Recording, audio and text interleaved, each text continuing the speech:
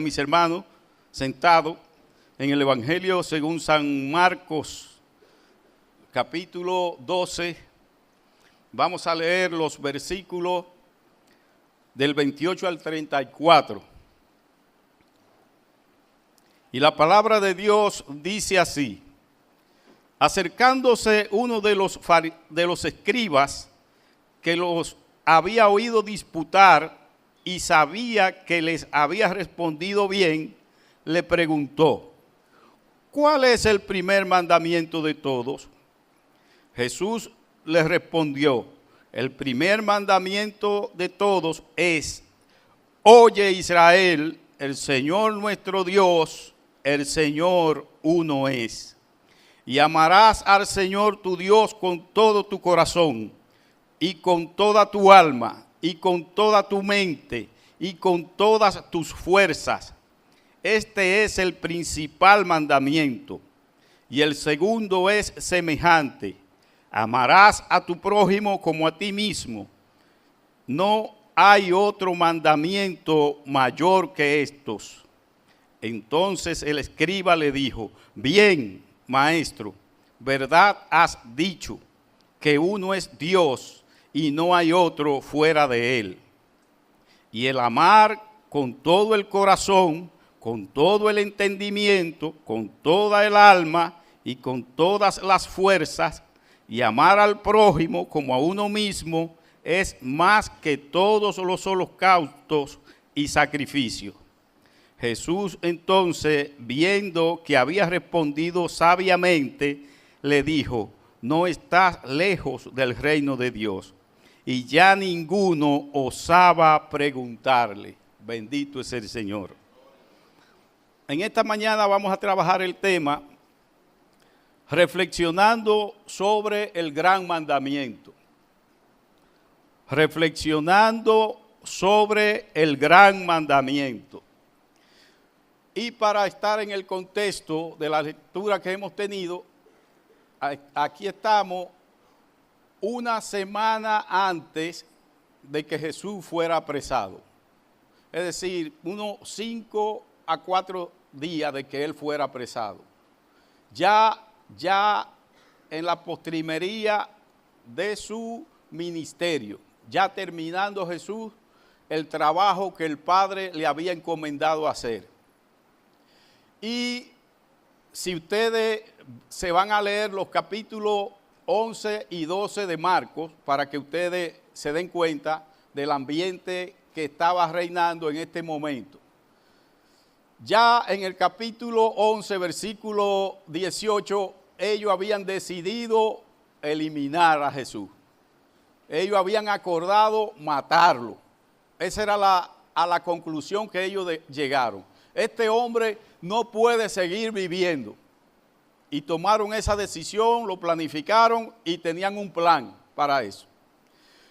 Pero nuestro Señor, que es lo más extraordinario, que yo digo, que si nosotros como cristianos fuéramos como Él, óiganme, el Señor ni siquiera para coger impulso da un paso atrás.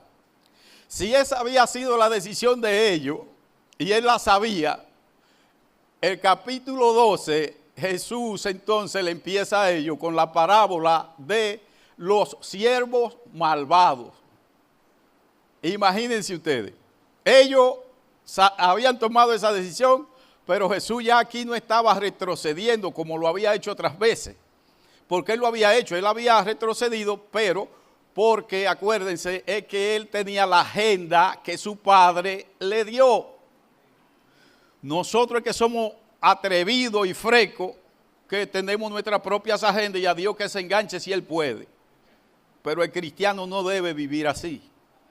El cristiano debe estar siempre viviendo por la guianza del Espíritu Santo. Bueno, hubo un misionero que fue a una isla de estas que son caníbales y se lo comieron.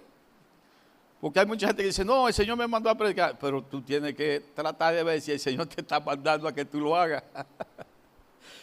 Entonces, para que ustedes vean, pero Jesús no tenía ese problema. Jesús era exacto. Una exactitud que solamente en Él la podemos encontrar cuando examinamos la Biblia desde Génesis a Apocalipsis. Y en esa exactitud Jesús le viene a ellos con la parábola de los siervos malvados. Y la parábola era tan clara, tal, que en el versículo 12 del mismo capítulo 12, ellos entendieron que esa parábola él la decía por ellos mismos. Y ellos lo entendieron con claridad. Y todavía ahí con más saña. Entonces dijeron, bueno, tenemos que atrapar a este hombre. Este hombre no puede seguir. Y se unieron 3 grupos que eran enemigos políticos y religiosos. Eran enemigos, pero para ellos ejecutar a Cristo se unieron. Se hicieron amigos en ese aspecto. Que eran los herodianos, los saduceos y los fariseos. Los herodianos eran personas que, como dice su nombre, eran seguidores de Herodes. Y ellos eran generalmente los que estaban encargados del cobro de los impuestos y eran judíos. No estoy hablando de romanos ni nada de eso. Eran judíos también, pero que estaban enganchados en el poder. Se parecen a algunos grupos políticos que tenemos que nunca pueden estar fuera del poder. Se enganchan. Y siempre andan buscando el que tiene el poder para ellos engancharse. Y eso eran los herodianos, estaban judíos enganchados con el poder. Y dicen, bueno, nosotros nos vamos a unir y vamos a cuestionarlo, vamos a hacerle preguntas, pero nosotros queremos hacerlo en público, donde haya mucha gente, porque es para avergonzarlo y para desenmascararlo, que él no es nadie, porque Jesús para ellos era ¿qué? Nada, ni nadie. Los herodianos se enganchan los saduceos y también dicen, bueno, pues nosotros también vamos a hacerle preguntas en público para avergonzarlo. Y también los fariseos. ¿Qué pasa? Que los herodianos le vinieron con el asunto del pago de los tributos, que ustedes lo conocen. ¿Es justo darle tributo a César? Le preguntaron ellos. Pero primero vinieron con lisonja. Sabemos que tú eres un hombre veraz, sabemos que tú eres un hombre valiente, que tú no le temes a hombre, que tú haces la obra de Dios. Eso fueron las palabras de los herodianos. Y Jesús no se echaba atrás, le dijo, hipócrita, ¿por qué me tentáis? Le dice el Señor. Pero está bien, el Señor le dice, préstenme una moneda. Y ellos le prestan la moneda. Y cuando Jesús la ve, le dice, ¿de quién es la imagen de la moneda? De César. Y la inscripción de César, pues denle a César lo que es de César y a Dios lo que es de Dios. ¿Ustedes se dan cuenta? Dice que ellos mismos se maravillaron. Ellos se maravillaron de la respuesta porque no había manera de que ellos lo acusaran con las autoridades que exigían el tributo. Pero tampoco lo pusieron en contra de las multitudes que odiaban pagar los impuestos, porque los judíos lo pagaban, pero no era que lo hacían con gusto. No había, ni los mismos herodianos lo hacían con gusto, sino que ellos mejor se valían de eso para extorsionar y robar al pueblo judío. Es decir, que nadie estaba de acuerdo. Y ellos quisieron ponerlo en contra o de uno o de otro grupo, pero no pudieron por la respuesta que el Señor le dio. Luego le toca el turno a los saduceos. Y ustedes se van a leer en ese capítulo 12. Los saduceos le vienen con una pregunta que ellos tenían, en la que ellos no creían en eso. Esa pregunta era para tentarle también, y era el caso de que ellos no creían en la resurrección. No creían en los ángeles, ni creían en demonios. Ellos no creían, ni le importaba eso. Pero dijeron, maestro, Moisés nos enseñó que si un hombre se casa y tiene una mujer, pero este muere antes de que la mujer le deje descendencia, de que él deje descendencia, la mujer se casará con el hermano para que le haga descendencia a su hermano. Dice, entre nosotros hubo una mujer que, oye, eran 7 hermanos. 7 hermanos eran. Y los 7 la tuvieron legítimamente. ¿De cuál de ellos será ella mujer en la resurrección? Pero acuérdense que ellos no creen nada de eso, sino que le están poniendo un cebo al Señor. ¿De cuál de ellos será ella mujer? ya que los 7 la tuvieron legítimamente. El Señor le dice, vosotros erráis. Ustedes no están errando en las Escrituras y ignoran el poder de Dios, porque en la resurrección ni se casan ni se dan en casamiento, sino que serán como los ángeles de Dios. Porque el acto del matrimonio es una necesidad biológica, física de la carne. No es de la dimensión del cielo, sino de aquí de la tierra. Y Jesús le dice ahora, en cuanto a que los muertos resucitan, que eso era lo que ellos no creían, en cuanto a que los muertos resucitan, ustedes lo han leído en la ley de Moisés, porque ellos creían en el Pentateuco, en los primeros 5 libros de Moisés. Pero ¿qué le pasaba a ellos, a los saduceos? Que tenían lectura selectiva, como hacen muchos hermanos. Muchos hermanos creen parte de la Biblia. Y le digo que parte es la que a veces, la que me gusta a mí. Pero ¿qué va a pasar? Que eso me va a distorsionar a Dios. Es decir, el Dios que se revela en las Escrituras me lo va a distorsionar totalmente. Si nosotros no vamos a la Biblia con humildad, con mansedumbre, con sencillez de corazón, sabiendo que no sabemos nada. Pero ellos hacían esa práctica, ellos creían las cosas que ellos... Pero Jesús le dijo, no habéis leído, ustedes creen en Moisés. Y Moisés, cuando Dios se le apareció en la zarza, le dijo, yo soy el Dios de Abraham, el Dios de Isaac y el Dios de Jacob. Dios no es Dios de muertos, sino de vivos. Es decir, que si hubieran estado muertos, entonces, ¿cómo Dios le iba a decir así? Pero en cuanto a que los muertos resucitan, así fue que Dios le dijo. Y le dijo, vosotros muchos erráis, están errados. Y no eran gente incrédulos, no eran gente de afuera, eran los saduceos, habían muchos escribas entre los saduceos. Y los escribas eran los teólogos de la época, la gente que escudriñaba la palabra, la gente que estudiaba la palabra, pero lo hacían de una manera impropia e inadecuada, buscando su propio bien. Y eso, el que haga eso así, está cometiendo un error muy grande, porque jamás debe ser hacia nosotros, sino buscando el propósito de Dios. Pero ¿qué pasa? Son 3 grupos, queda uno. Mientras Jesús le dio esta respuesta a estos 2 grupos, este escriba que estaba escuchando, la palabra no declara si el escriba era el que ellos habían seleccionado para que hiciera la pregunta. La palabra no dice eso. Dice que este escriba estaba escuchando la respuesta que Jesús le estaba dando. Y viendo él que Jesús lo estaba haciendo correctamente, podía haber sido el que ellos seleccionaron para que le preguntara. Y también podría ser que esa era la pregunta que él iba a hacer. No lo dice tampoco. Pero sí pasó algo, que este escriba dijo, bueno, pues yo le voy a hacer una pregunta. Y la pregunta que este hace se sale del ambiente que había, de propósito que ellos tenían. Este hace una pregunta para recibir una respuesta, para resolver un problema que ustedes van a ver más adelante. Y él le dice, ¿cuál es el primer mandamiento? Y le digo, ¿por qué este escriba hace esta pregunta? Porque ellos habían extraído de la ley de Moisés 613 mandamientos. Nada más y nada menos que 613 mandamientos habían extraído.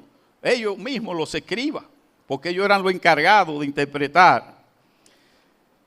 Y estos 613 mandamientos lo habían dividido en 2 grupos. 365 lo habían calificado de mandamiento impositivo, es decir, eran mandamientos prohibitivos. No haga esto, no haga aquello. Oigan, 365, un mandamiento por día, que era prohibiendo cuantas cosas. Y los otros 248 mandamientos lo consideraban menores y lo consideraban conceptuales y que eran cosas que se le permitía a ellos hacer. Entonces este hombre sí tenía un gran dilema y un gran problema, que todos ellos, herodianos, saduceos, escribas, fariseos, tenían problemas con eso, porque no sabían cuál era. Pero la respuesta de Jesús fue directa, y como siempre Jesús lo hace. Jesús entonces le dice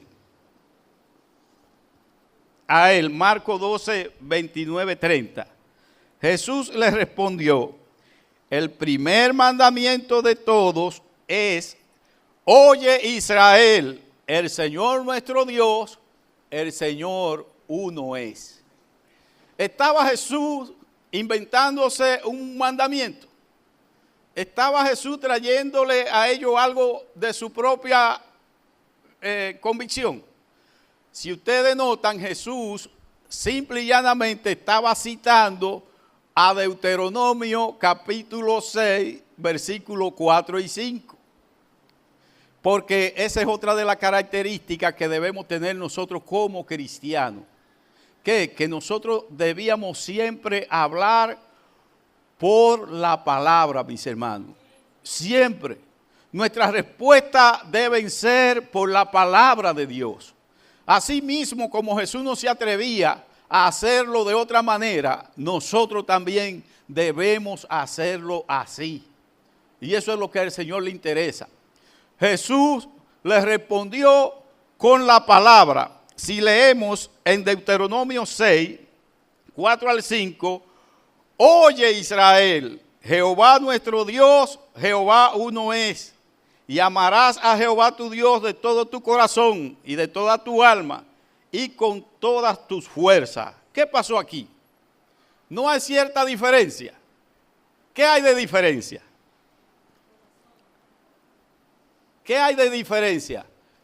En Marcos 12, 29 y Deuteronomio 6, 4 y 5. Hay otro elemento que apareció aquí. En Marcos 29, Jesús le dice: oye Israel, el Señor nuestro Dios, el Señor uno es.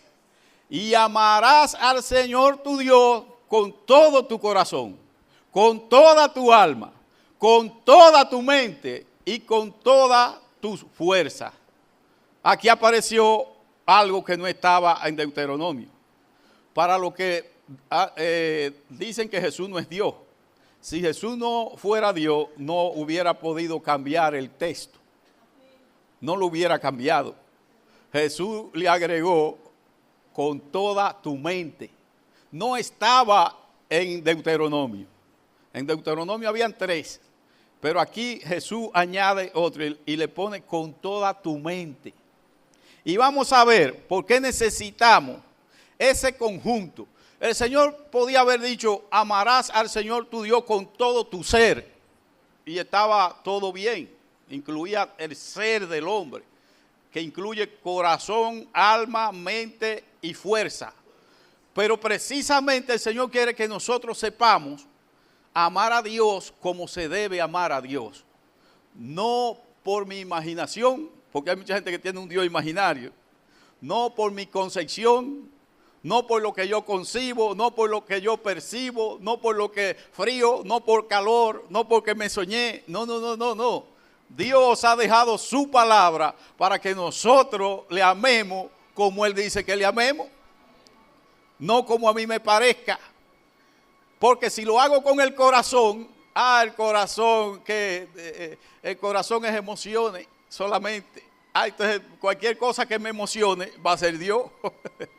Como aparecen personas, ustedes se han encontrado personas que dicen: mira, yo fui a esa iglesia y yo me sentí tan bien, que esa es mi iglesia y ya. Pero no examina otra cosa. Otros dicen: mira, yo a esa iglesia no voy porque ahí exigen demasiadas cosas. Y ciertamente hoy son demandas que Dios está haciendo. Son demandas, porque hay gente que no acepta a un Dios que demande.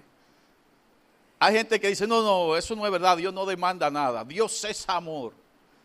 Pero aquí son demandas que Dios está haciendo. Que ame al Señor tu Dios. Primero, número 1, lo primero que nosotros tenemos que identificar es que es un solo Dios.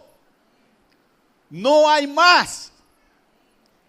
Y hoy, desgraciadamente, fíjense, los judíos tienen problemas hasta hoy con la Trinidad, porque ellos se les enseñó que es un solo Dios.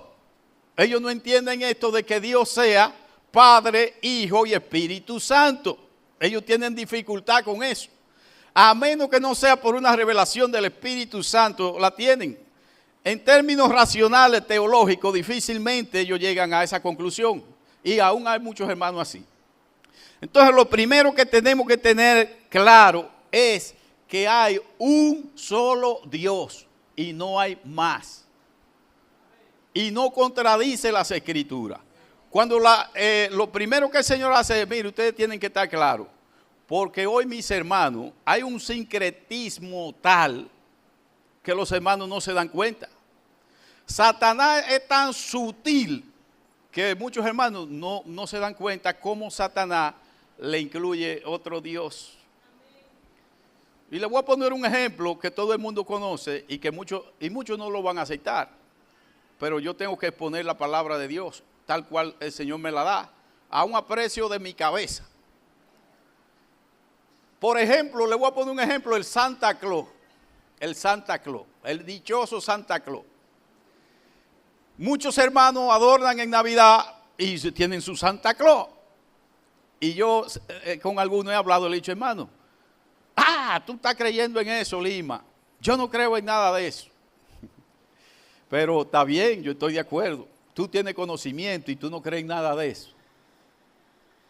Pero los vecinos tuyos, los amigos tuyos que no son cristianos, los niños que van a tu casa, ¿quién es Santa Claus para ellos? Es un Dios, porque le enseñan a pedirle los padres que no son creyentes. Le dicen, pídeselo a Santa Claus. ¿Y qué están ellos haciendo a Santa Claus? Un Dios. Le están diciendo que es omnisciente. Están diciendo que es omnipresente. Están diciendo que Él es omnipotente, que Él le puede dar lo que ellos le pidan. Y muchos hermanos no captan nada de eso. ¿Por qué? Porque tengo un Dios. Oh, ¿cómo va a ser? ¿Y cómo Lima va a poner ese ejemplo? Hermano, así de sutil es eso. Y personas no cristianas me lo han dicho a mí. Me han dicho, mire, eso es verdad. Es un Dios. Aún, mis hermanos, nosotros que sabemos que Dios es una Trinidad, pero en la teología se conoce que la Trinidad, se conoce lo que se llama en la teología la economía de Dios. Y ustedes saben qué se llama la economía de Dios. Que la Trinidad, cada uno de ellos, como persona, no como Dios, porque nada más es un solo Dios. ¿Saben? Es un solo Dios, una deidad, pero tres personas. Y en la teología se conoce que cada uno de ellos tiene una función específica para el plan de salvación, que se conoce como la economía de Dios. Eso es en la teología. El Padre es el diseñador del plan de redención. El Hijo es el ejecutor del plan. Es decir, el que se encarnó, el que vino y se hizo igual que usted y que yo y fue a la cruz. Y el Espíritu Santo es el preservador, el que preserva la obra, el plan de salvación. Nosotros entramos en ese plan no para transformar ni para cambiar a nadie. A nosotros el Señor nos insertó en el plan para que llevemos la palabra. Pero que llevemos la palabra con testimonio. Porque si no tengo testimonio no puedo llevar la palabra. Si yo le he cogido prestado a uno de ustedes y no le pagué, ¿qué usted va a estar pensando ahí? Oye, a Lima hablando tan duro y me cogió dinero prestado y no me ha pagado. Eso va usted Satanás le va a estar ministrando con eso. Oye, a Lima predicando ahí y yo lo vi enamorándose en la calle. Oye, a Lima hablando ahí y me va a señalar mi falta, me la va a señalar. Entonces, ¿qué dice la Biblia? Que nosotros debemos embellecer el Evangelio de Dios con nuestra vida, con nuestro testimonio. Debemos embellecer la obra de Dios. A eso es que estamos llamados. Entonces, tenemos que estar claros, es un solo Dios. En eso de la economía de Dios, aún Jesús dice, cuando ustedes oren, háganlo así. Es al Padre que se le pide. Y yo le podría pedir al Hijo, le podría pedir al Espíritu Santo porque es Dios. Pero aún en el orden que Jesús lo presenta, dice, cuando ustedes oren, háganlo así. Padre nuestro que estás, porque en la economía de Dios, la oración va dirigida al Padre. En el nombre de Jesús. ¿Por qué en el nombre de Jesús? Porque ningún ser humano puede ir a presentársele a Dios con el pecho. ¿Cómo? Dios no lo va a reconocer. Dios no lo va a ver. Entonces, número uno es eso, mis hermanos. Definir quién es Dios. Pero definir a Dios por su palabra. No por frío, no por calor, no por sueño, no por emociones, no por sentimiento. No, por su palabra. Porque hay mucha gente que proclaman un Dios de amor. Y cuando le hablamos de la ira de Dios, y cuando le hablamos del juicio de Dios, una vez una hermana que la voy dijo, ese no es Dios.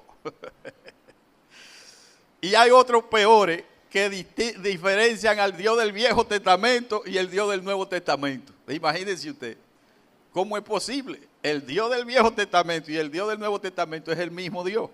No hay otro Dios. Entonces, Jesús le dice, mira, si tú quieres, el primer mandamiento es amar a Dios con todo tu corazón.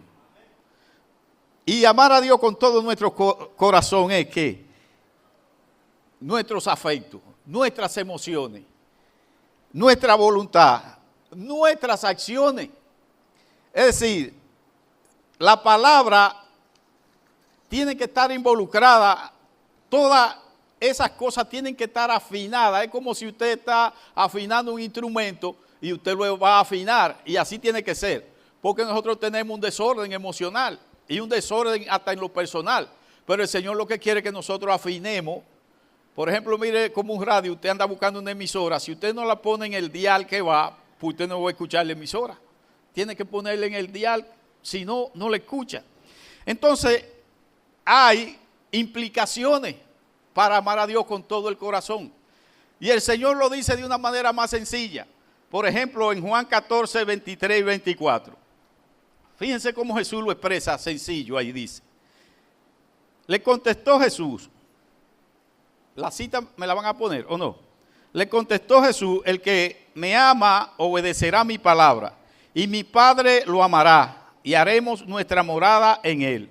El que no me ama no obedece mis palabras, pero estas palabras que ustedes oyen no son mías, sino del Padre que me envió.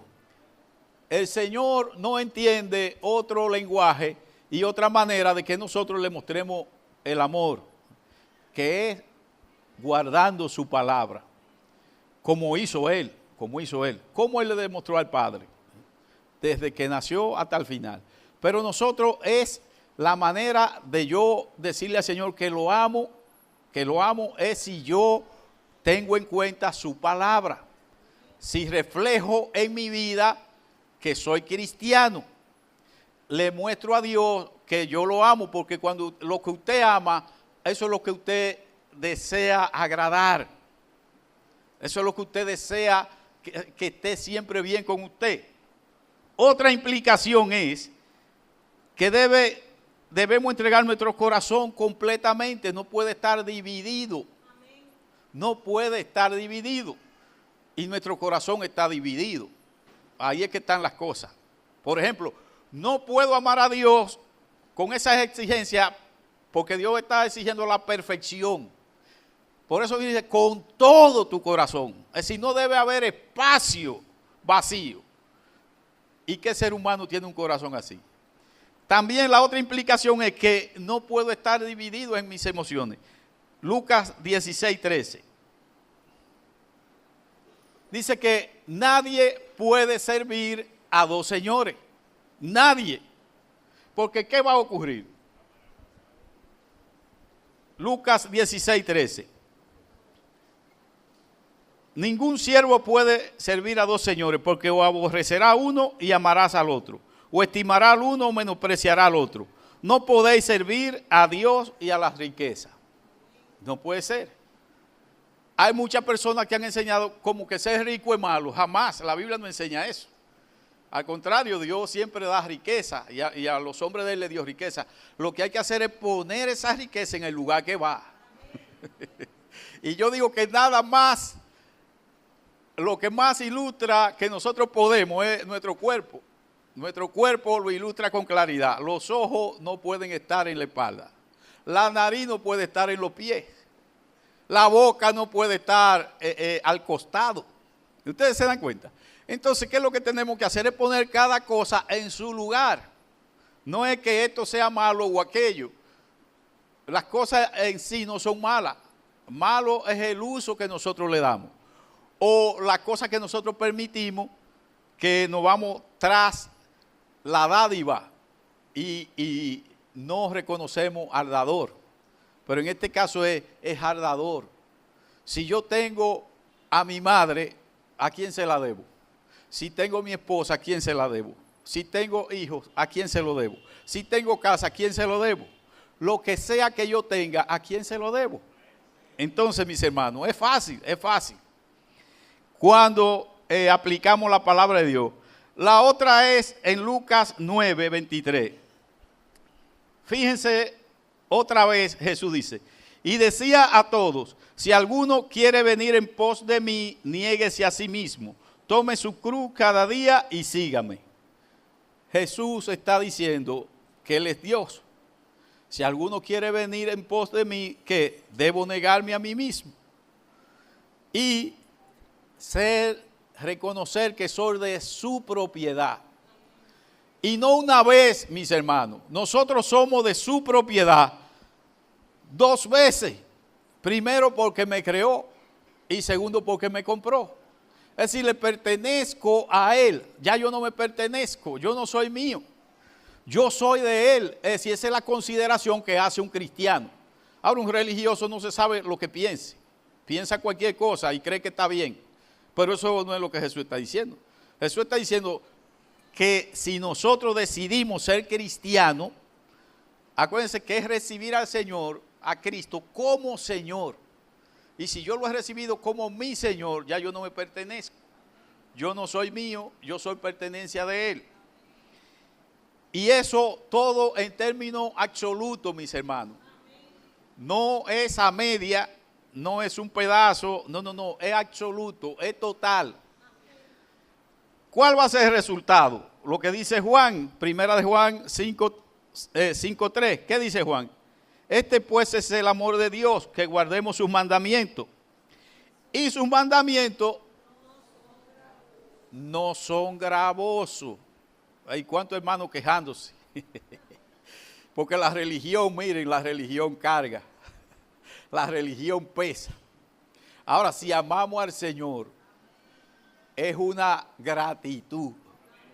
Nos agrada decirle al Señor, cuando viene una femina que Satanás la utiliza para que usted adultere, y usted le dice, no, porque yo tengo a alguien que yo amo tanto que yo no lo voy a herir. Yo no sé cuántas veces yo he tenido que decir esa palabra. Gracias al Señor. Entonces, mis hermanos, todo es aprender a amar a Dios. ¿Y por qué yo digo aprender? Precisamente porque no sabemos. Y el Señor nos da la oportunidad de que aprendamos a amarlo. Que podamos, y no es nuevo. Siempre pongo a José de ejemplo. Cuando la mujer de Potifar se le ofrece, siendo él esclavo en Egipto, tal vez José estaba traumatizado, que los hermanos lo habían vendido, había ido a parar a otro país, esclavo en Egipto. Él pudo verse victimizado y decir, óyeme, pero esto fue un bizcocho que Dios me puso, como dicen muchos. Y muchos creen eso. No, esto es una gratificación. O para yo, o mira, para darme la mujer de mi jefe. Pero José le dijo a ella, ¿cómo peco yo contra mi Dios? Mírenlo ahí, no es gravoso. José dijo, José no encontraba cómo pecar. Y nosotros a veces lo que no encontramos es cómo quitarnos el pecado de encima. Al revés, yo no sé. No, él no encontraba. Él se preguntó, ¿cómo peco yo contra mi Dios? ¿Cómo? Explícamelo, dímelo. Y no importa qué tipo de mujer sea. Y yo pongo ese ejemplo porque para nosotros los hombres es más neurálgico. Porque a veces predicando el hombre dice, mira, yo no puedo convertirme porque me gustan mucho las mujeres. Digo, ay, ¿qué tú crees? ¿Que a mí no me gustan? Pero si tú aprendes a amar a Dios, si el problema tuyo es el dinero, va a ser igual. Te podrán ofrecer todo el dinero del mundo. Y tú dices, ¿cómo peco yo contra mi Dios? No contra mi esposa, porque mi esposa puede hacer que no esté ahí. No contra los hermanos, porque los hermanos pueden hacer que no estén ahí. Es contra mi Dios. Como en una ocasión que una me estaba invitando y decía que era cristiana y yo le dije, ¿y cómo será eso? Mira, nadie lo va a saber. Digo, ¿cómo? Digo, porque al que yo le tengo que ser fiel, digo yo, no hay manera de escondérsele. Porque no es dársela de santo, no es dársela de santo. Si yo encontrara un sitio donde yo pudiera esconderme, lo hiciera. David lo hizo primero que yo, andaba buscando dónde meterse, pero no encontró. No encontró y entonces la opción que tuvo fue, de mañana me presentaré a ti. No hay otra opción, mis hermanos. No hay dos opciones, nada más hay una sola opción. Es presentarnos a Dios cada día, como estemos. No espere de que estar mejor o peor, no, es como estemos. El Señor nos recibe así. Entonces, con toda tu alma, fíjense que lo separa, con toda tu alma, está hablando de la parte inmaterial, es decir, está hablando de lo espiritual, porque hay muchas personas que piensan que no se contamina el alma o que el alma no se puede contaminar. Miren, mis hermanos, el alma se contamina inmediatamente usted entra. Muchas personas de que le hablan del mundo espiritual, ellos de una vez piensan en Dios. Ajá, pero Satanás está en el mundo espiritual. Y tiene a gente leyendo tazas, leyendo barajas, brujería, hechicería, adivinación, todas, el horóscopo, mis hermanos, que ustedes lo ven tan inofensivo. El horóscopo, y usted dice, pero ¿cómo va a ser el horóscopo? Eso es sencillez. Satanás está detrás de todo eso. Y cuando usted busca por esa fuente, usted está contaminando su alma. Su alma se está contaminando. La parte inmaterial, la parte que la palabra de Dios dice, fíjense la cita que tenemos, Salmo 63:1. El cristiano lo que va a sentir es esa necesidad de Dios, como exclama, Dios mío eres tú, de madrugada te buscaré. Mi alma tiene sed de ti. Si usted nunca le ha dado sed de Dios a medianoche o en la madrugada o a cualquier momento, mi hermano, hágalo intencional, levántese. Porque es que tiene que sentir necesidad de Dios. El cristiano tiene que sentir necesidad de Dios. Cierto, hay momentos de frialdad que pasamos todos. Tenemos momentos que usted no quiere ni siquiera ver una Biblia o usted no quiere orar. Eso es normal. Eso es normal porque tenemos una naturaleza contraria. Pero ya lo sabemos. Cuando a mí me llegan esos momentos, a veces que yo oro más. Porque yo digo, ok, está bien, la carne no quiere, pero voy y me tiro de rodillas. Y yo le pongo el ejemplo, no es para dármela de santo ni de cristiano, pero muchos hermanos saben aquí que hacíamos culto de 6 a 6 de la mañana. El Espíritu Santo es testigo que yo llegué a ponerme ahí a las 6 de la tarde hasta las 6 de la mañana y solamente le decía una palabra al Señor. Señor, aquí estoy. Nada más le decía esa sola palabra por 12 horas. Porque no tenía qué más decirle. Señor, aquí estoy. Señor, aquí estoy. Señor, aquí estoy. 12 horas. Si no me sale otra palabra. Pero otra vez en 15 minutos me salían palabras. Y no orar no es decir las cosas que yo le quiero presentar a Dios. No. Es buscar a Dios. Como dice, de madrugada te buscaré. Yo lo voy a buscar a Él. Hay otras personas que piensan eso. No, a Dios no hay que buscarlo. Dios se te va a aparecer en cualquier momento. Otros dicen, no, yo estoy esperando que Dios se me aparezca. Pero eso, en la Biblia, ¿dónde aparece eso? Ustedes se dan cuenta de lo que es tener una idea distorsionada de Dios, aún siendo creyente. Ah, no, Dios me dirá. Pero óyeme, tenemos la Biblia de Génesis y Apocalipsis, Dios diciendo cosas. Entonces, ¿cómo que Dios me dirá? Entonces la otra cita, Salmo 42:1. Como el siervo brama por las corrientes de las aguas, así clama por ti, oh Dios, el alma mía. Como el siervo, ustedes se imaginan un siervo con sed, son alaridos que da. Y así nosotros llegamos a sentir esa necesidad de Dios. Y es normal, mis hermanos, porque tenemos una naturaleza que va contraria. Entonces, si usted no siente nada de eso, usted puede irse de rodillas. Señor, yo quiero sentir eso. Señor, yo quiero sentir eso. Yo quiero sentir esa sed de ti. Yo quiero sentir ese deseo de ti. Pedírselo.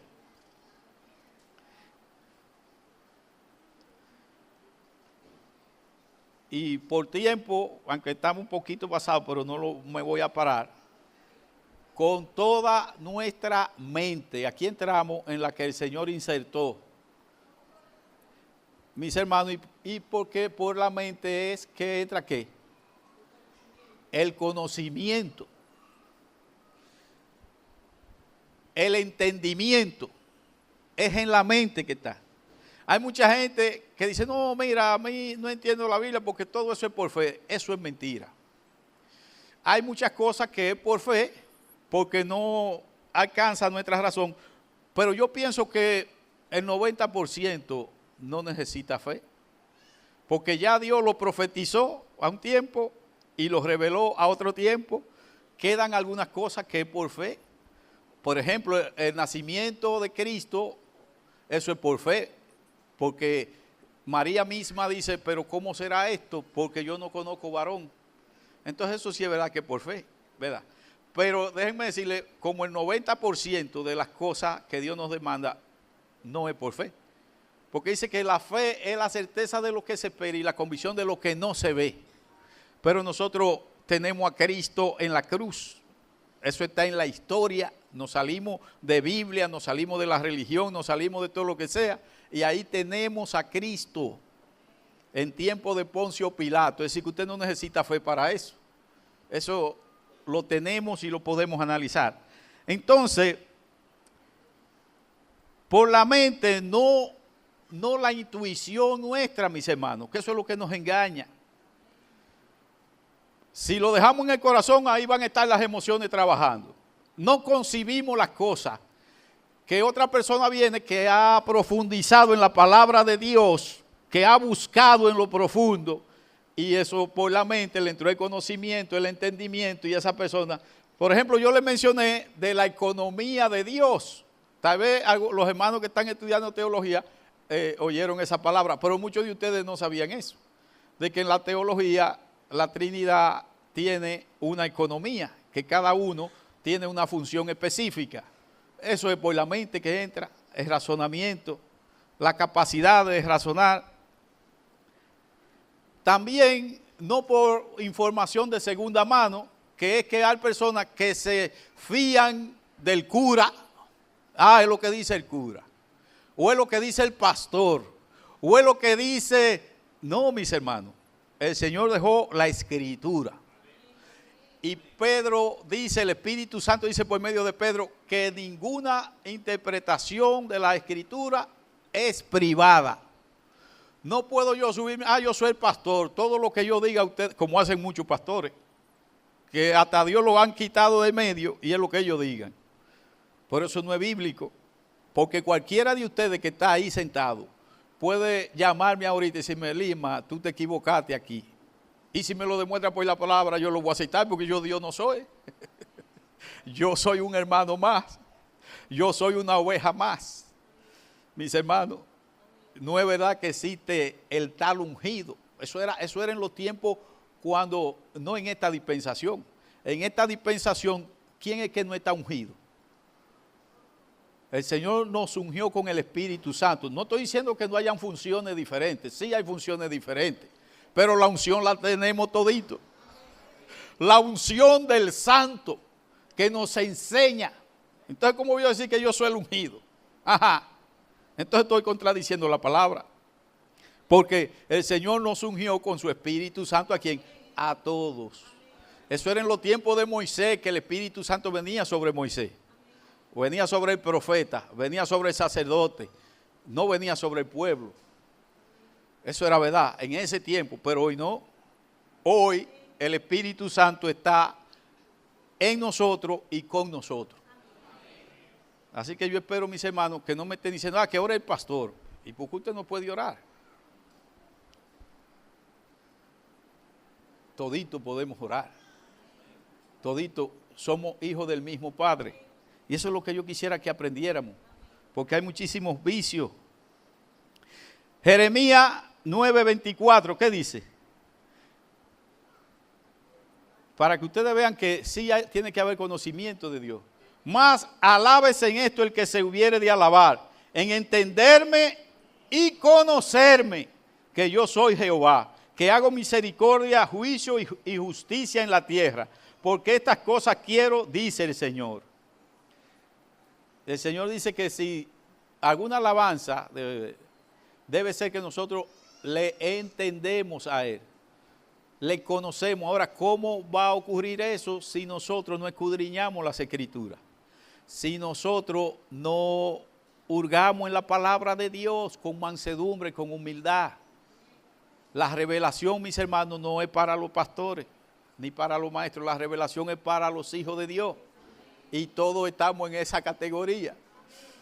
Cierto que no lo vamos a hacer todo al mismo nivel porque uno tiene más responsabilidad que otro. Pero tenemos que conocer a Dios. Y conocerlo por la palabra. Miren, la palabra de Dios es tan segura que en aquel día nosotros tenemos que responderle al Señor con la palabra. Sí, Señor, porque tu palabra. Sí, Señor, porque tu palabra. Yo no puedo inventarme respuesta. Cuando el Señor dice, y Jesús mismo también lo dijo en Juan 17:3. ¿Qué dijo Jesús? Y esta es la vida eterna, que te conozcan a ti, el único Dios verdadero, y a Jesucristo a quien has enviado. Mis hermanos, desgraciadamente, y Luciano y yo estábamos hablando de eso ahora mismo, cuando él entraba, que el problema que tenemos, el enemigo número uno, es la cultura religiosa. Que el hombre ha limitado su relación con Dios al rito y a la ceremonia. Pero aquí ustedes están viendo, lo vamos a ver el domingo próximo, que lo vamos a predicar. No. Los ritos y la ceremonia no es que son malas, pero los ritos y la ceremonia sin Dios son basura. Cualquier rito, cualquier ceremonia que no contenga la esencia, no sirve de nada, a Dios no le interesa. Entonces, el problema de nosotros, y lo he dicho, yo no sé cuántas veces yo lo he dicho aquí, y lo voy a seguir diciendo, porque muchos hermanos dicen, Lima ha dicho eso tantas veces, pero yo no he visto cambio. Yo veo que seguimos pensando igual, pues entonces yo voy a seguir diciéndolo. La parte mía es esa. Y Dios fue quien enseñó ese método, se la repetirá. Se la repetirá. El método es la repetición. La repetición. Hermano, la cultura religiosa. Venimos de una cultura religiosa que el cura es el que habla y yo no tengo que saber nada de Biblia. Pero ¿dónde está eso en la Biblia? Si Dios lo que quiere es tener una relación conmigo, que no tiene nada que ver con la relación que tiene con usted. El Señor quiere tener una relación con cada uno de manera individual. De manera individual.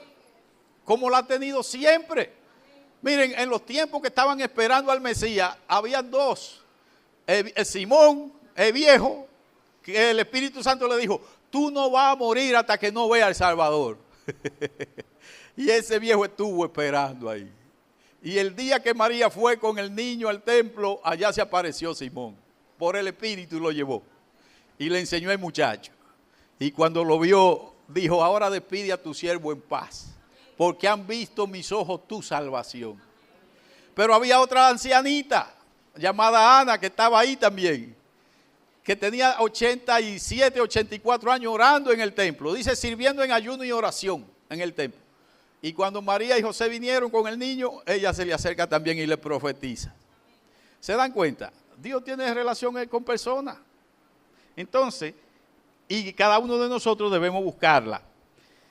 Entonces, esta es la vida eterna, que te conozcan.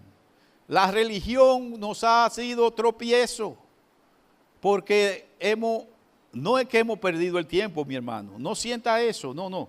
Lo que usted haya recorrido es necesario que lo hubiera recorrido. Y por eso dijo que lo más importante del evangelio es que hoy yo puedo reaccionar y decir, es verdad, yo no voy a estar nada más yendo a la iglesia y sin conocer a Dios. Yo me voy a dedicar a leer, aunque sea un versículo por día, un versículo bíblico y analizarlo. Y pedirle al Espíritu Santo que me dé el entendimiento, porque no es por racionalidad, no es por capacidad humana. Si el Espíritu Santo nos revela, no hay nada. Entonces, mis hermanos, no es que se ha perdido el tiempo, porque estamos aquí, estamos en el Señor. Tenemos la oportunidad.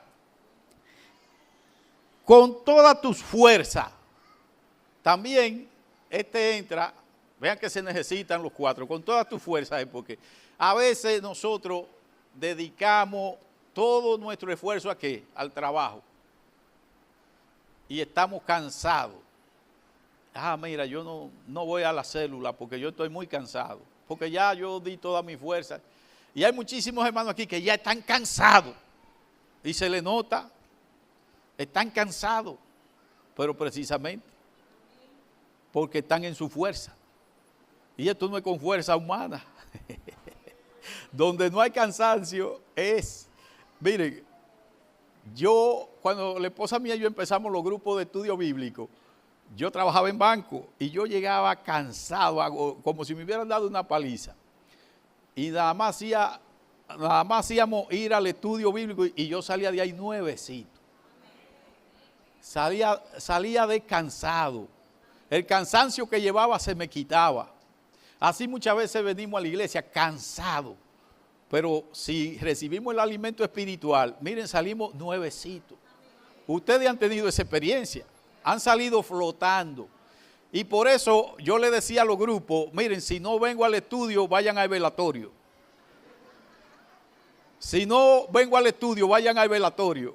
Porque era nada más si me moría, no iba. Porque el cansancio no me lo impide.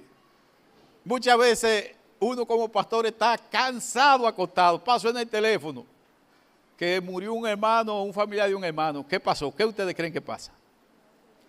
El cansancio se me quita. Es el Señor que hace la obra en nosotros. Entonces, lo que el Señor está diciendo es que le sirvamos con la totalidad de nuestra capacidad física. Y no es que vamos a tener mucha, y más ahora que hay tanto entretenimiento y tantas cosas. Tenemos que hacerlo intencional.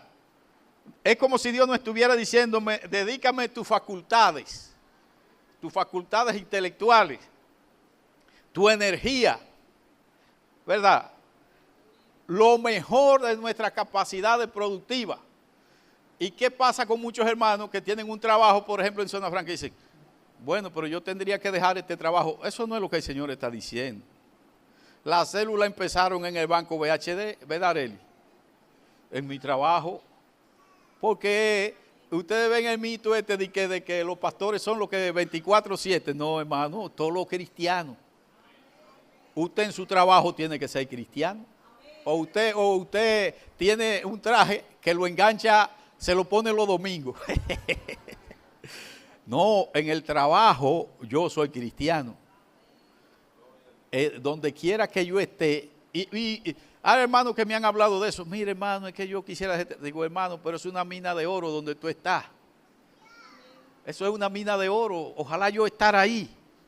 Un hermano médico aquí, yo quisiera dejar esto para servirle a Dios en tiempo completo. Digo, ¿cómo? Pero y todas esas mujeres que tú tratas, eso es una mina de oro que tú tienes ahí.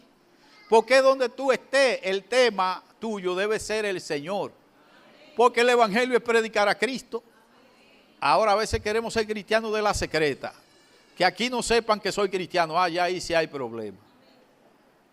Pero si usted se abre y dice, no, aquí yo tengo que mostrar que soy cristiano. Aunque deje el pellejo, aunque tenga de que pérdida alguna vez, que son pérdidas, pero no es verdad que son pérdidas. porque el Señor recompensa. Entonces, si dejamos de estar pensando con la mente humana y nos abrimos y somos cristianos en el espacio que estemos, no importa dónde sea, usted no tiene que dejar su trabajo. Usted no tiene que dejar su espacio donde el Señor lo puso. Ahí es que el Señor lo necesita. Ahí es que el Señor lo necesita y ahí es que usted debe hacer el trabajo de la obra de Dios. Entonces, invertir en la obra de Dios, donde quiera que yo esté, le voy a servir con toda mi fuerza. Acuérdense que total, cierto, no tenemos esa capacidad. ¿Qué pasa? Que tenemos que aceptar que todos, sin excepción, quebrantamos estos mandamientos. Todo. No hay un ser humano que no lo quebrante. Y le voy a decir más, cada día. Porque no amamos a Dios con todo nuestro corazón. No amamos a Dios con toda nuestra alma. No amamos a Dios con toda nuestra mente. No amamos a Dios con toda nuestra fuerza. No lo amamos. Y el que lo haga, bueno, pues lo felicito. Ahora, yo en 44 años no he podido. Pero nada más no he sido yo el que me he frustrado. Pablo también se frustró cuando él se examinó. Y en Romanos capítulo 7, versículo 24 dijo, miserable de mí, dijo Pablo. ¿Por qué ustedes creen que dijo eso? Porque dice, porque lo que quiero hacer no hago y lo que... Es verdad que hay esa dinámica de que nosotros vamos por otro lado. Ahora, ¿qué hacen muchos hermanos? Se entregan a ese lado. No, porque tenemos uno que él sí pudo hacerlo. Un solo hombre, desde el pesebre hasta la cruz.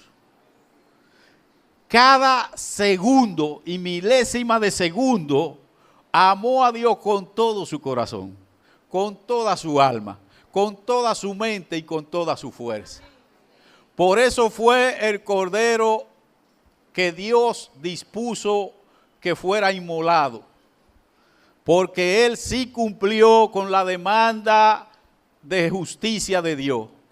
Uno solo, mis hermanos, también. Las cosas de Dios son sencillas. Uno solo. Solo tenemos un Señor. Por eso es que nosotros tenemos que estar en Cristo. Solamente de eso tenemos que asegurarnos. La imperfección está en nosotros. Todos los hombres de Dios amaron a Dios, pero no con esa perfección, no con esa totalidad, no con esa capacidad. Ni siquiera Abraham, que ofreció al hijo, pero no amó a Dios con esa, es decir, con esa supremacía que Dios demanda. No hay ser humano que lo haya hecho, excepto Cristo. Por eso es que necesitamos, la pregunta que debemos hacernos, yo debo estar en Cristo. Al precio que sea. Y excúsenme que Danilo habló de eso, pero yo no estoy hablando de lo que habló Danilo. Pero al precio que sea, nosotros debemos estar en Cristo.